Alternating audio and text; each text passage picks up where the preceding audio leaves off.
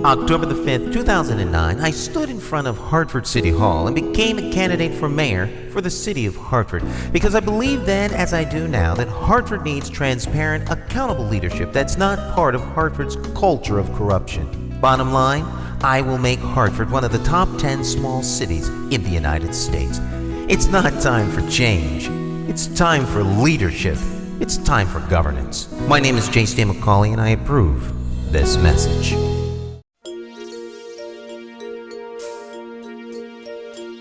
The first question asks you to look at the big picture. You're bidding to lead the city of Hartford. Toward what end? What kind of city would you try to create? What image would you like your city to have? In short, what is your vision for Hartford?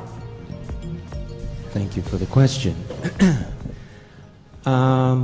Vision for Hartford. First definition of vision. To me, vision for Hartford shouldn't be, my vision for Hartford shouldn't really be that much different from the people sitting in this room, because vision is how you fix what's wrong.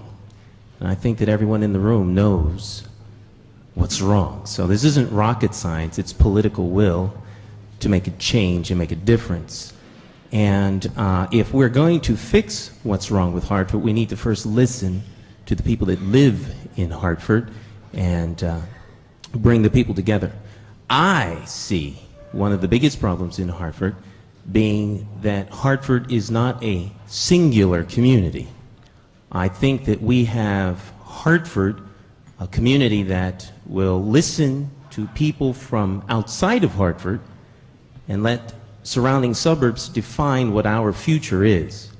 I think if we're going to survive and become the neighborhood that Hartford is destined to become, the neighborhood that Senator Barrows, because he's always going to be Senator Barrows to me, Senator Barrows remembers, then Hartford has to be one neighborhood. So my vision for Hartford would be to see Hartford united with one voice, with one vision that moves us forward. And with that unity, then we can solve some of the problems that we have here. Problems with crime. Community policing won't be something that is so difficult to implement because the community will work with the police becoming part of the community as opposed to centurions that might be on guard.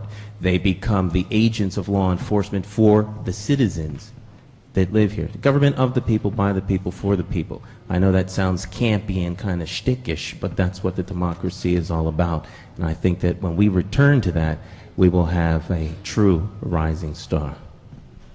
Thank you. As mayor, to achieve your vision, you'll have to overcome certain obstacles. What is the most serious problem your administration will tackle, and how will you tackle it? What is the greatest obstacle that I see, and, yes. And how will I overcome it? Yes. That's a great question. This is, I want to cut my teeth and let everybody know that I'm probably the most politically incorrect person up here, so I will start off with the most politically incorrect answer. The toughest problem for me as mayor will be my department heads. Because in the real world, they're the ones who run the departments in the city, which I will manage. So as mayor, I want to hear from them and ask them, why do they think they should keep their jobs? Secondly, I want a review from all of the personnel as to how well they think the department head has done.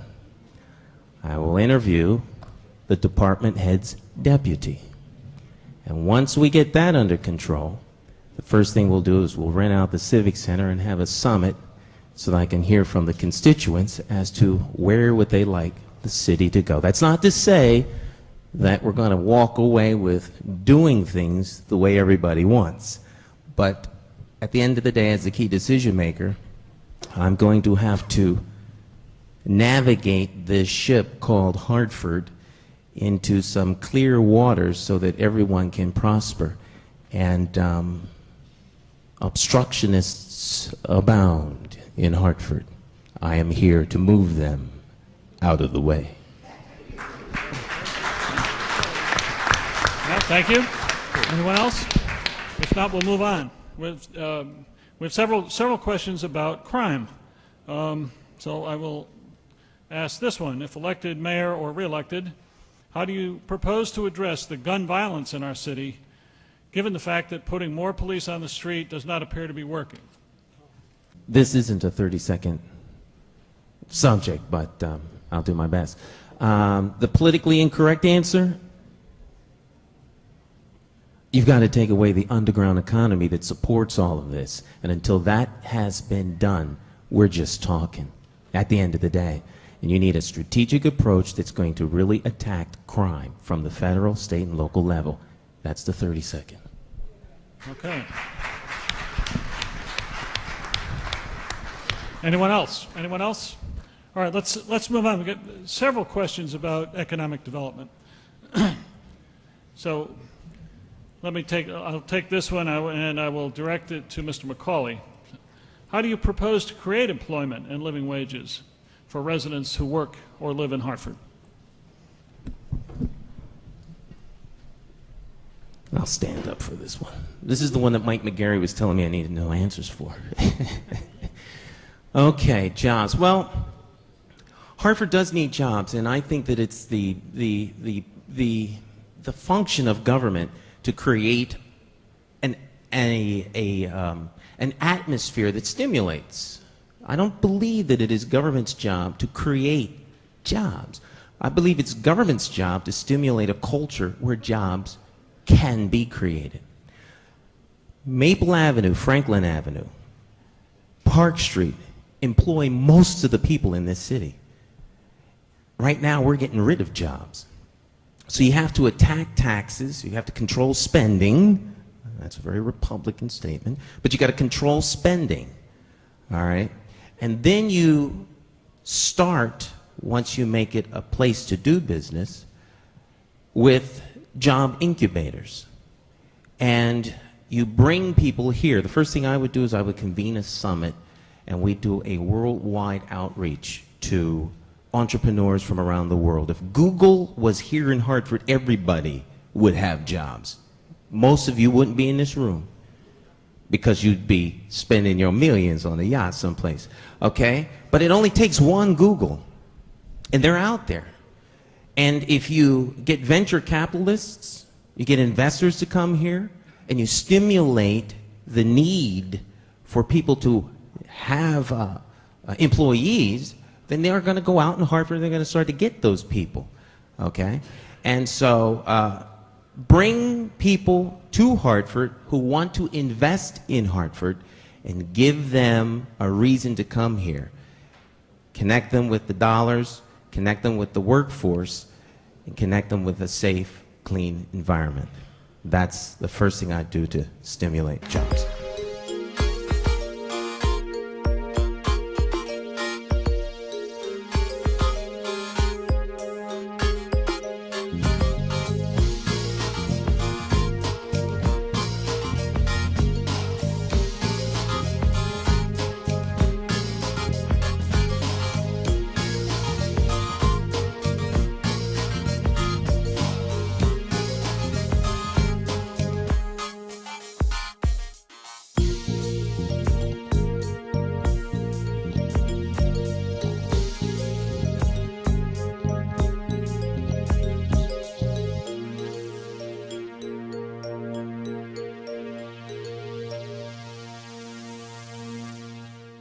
My name is George Milner, and I support J. Stan McCauley for mayor of Hartford.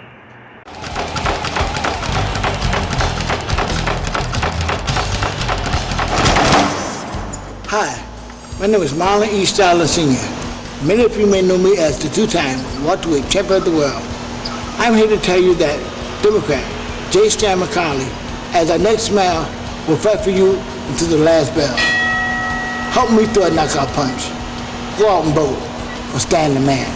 My name is J. Stan McCauley, and I approve this message.